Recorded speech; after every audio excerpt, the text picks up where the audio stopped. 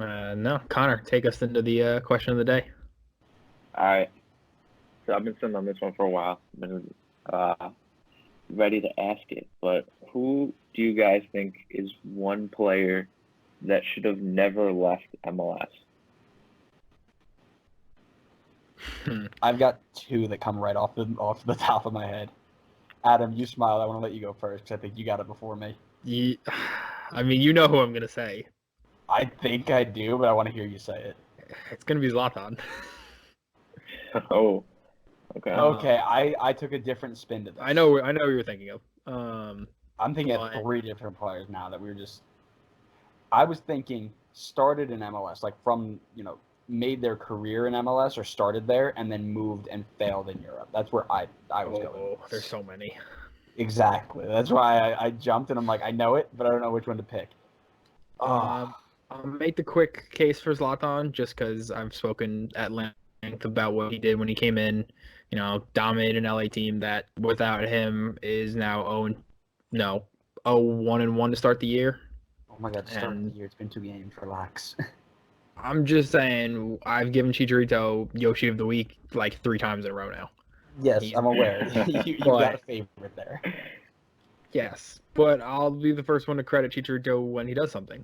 But I think, and I've said it before, if the LA Galaxy built a team around Zlatan and actually gave him a backline that wasn't a dumpster fire, they arguably could have won MLS Cup, or at least would have been one of the favorites too.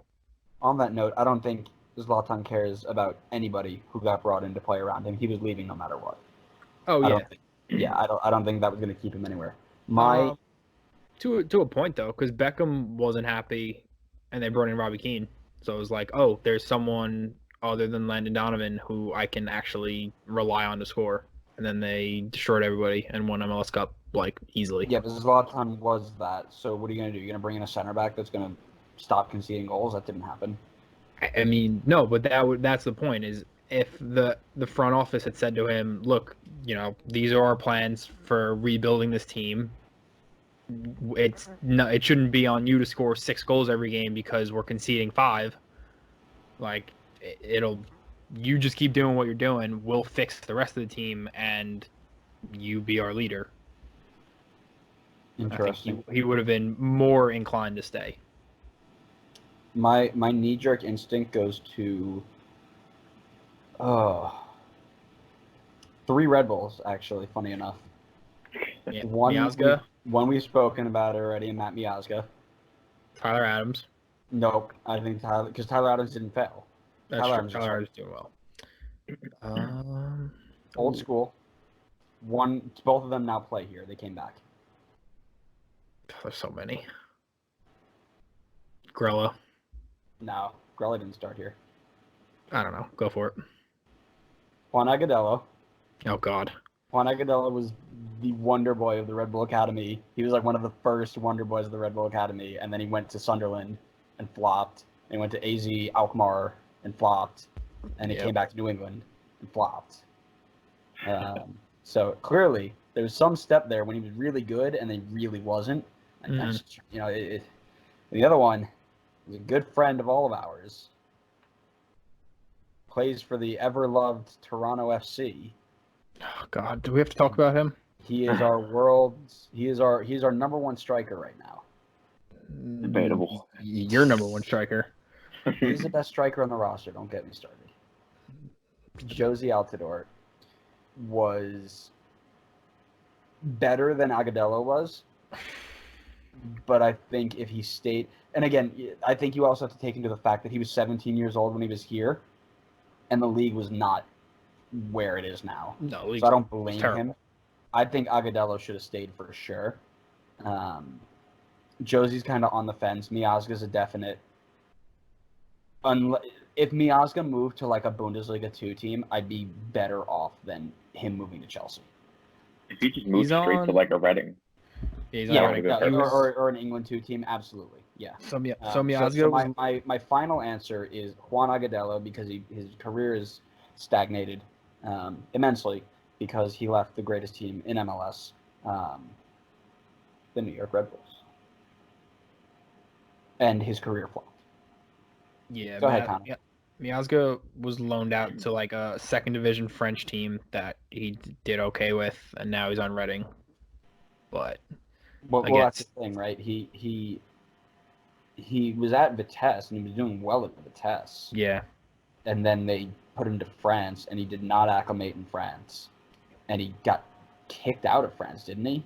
Didn't yeah, they, like fire him or whatever? yep. And He was then, there for like however long out of his contract, and then he went to Reading and kind of picked it back up. But no, he should have come home and done well. And I'm thinking, if Tim Parker don't work out, like Red Bull, get back on the phone, get your boy home. Can Maybe. I honorable mention DeAndre Edlin?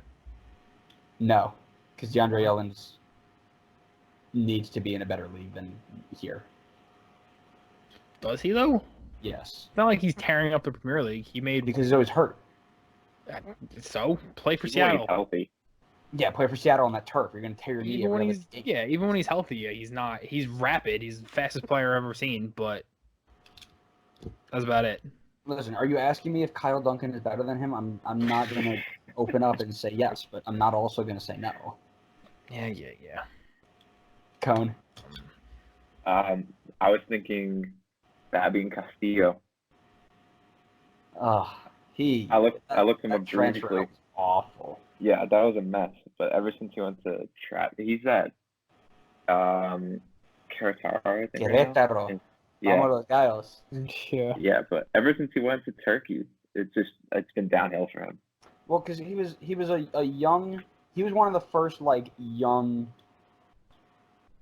Central American internationals that was ever signed here. So he was like a designated player who's not 40 and can't walk.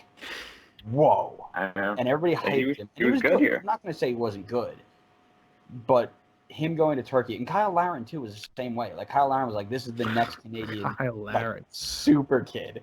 And they both went to Turkey, where we both told them, like, don't go anywhere but not to Turkey, because it's not going to work out. It has never worked out. And they both went to Turkey, and they both kind of just fell off. In Kyle Laren's defense, he was playing for Orlando, so like I don't blame him for leaving. Oh yeah, no, I would have gone somewhere else. But Kyle Larin is now on loan in Belgium, while Fabian Castillo is in Querétaro. So both two players who definitely should not have left. But granted, I give them, listen, we need to be a selling league. We've talked about that already. I'm not going to sugarcoat it. But if Europe calls, you go. Because the chances of being seen in Turkey and making a move to the top 5 are so much better than the chances of playing here and doing that. And if that's your dream, you go do it, man. Like, I'm not going to tell you not to.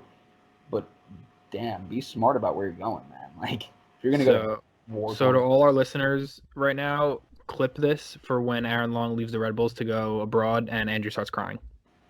Oh no, I'm all for Aaron Long leaving if it's the right team. Okay, just making sure. Because listen, when you're the captain of the national team, you've already got eyes on you, and when you win Defender of the Year, you're young-ish, young enough, and you're a good player, you're a good defender. You gotta go. And like I said, I'm not upset that Tyler Adams left. Tyler Adams had to go too. I think Kemar Lawrence had to go. Am I happy that Kemar Lawrence left? No. I don't know if Kamar had to leave. That could have been fixed. We could have. Oh no, that's definitely a front office issue. But this is not a Red Bull podcast, and we won't get super far into it. But listen, if you're going to be a selling league, you need to be okay with people like that leaving. We can laugh at their misfortunes later, but you can't say no. When Aaron Long leaves, I think we just bring Reese Buckmaster back, and we'll be fine. I'm gonna hang up on this call because I can't listen to the slander. That's fine. That's all we had today.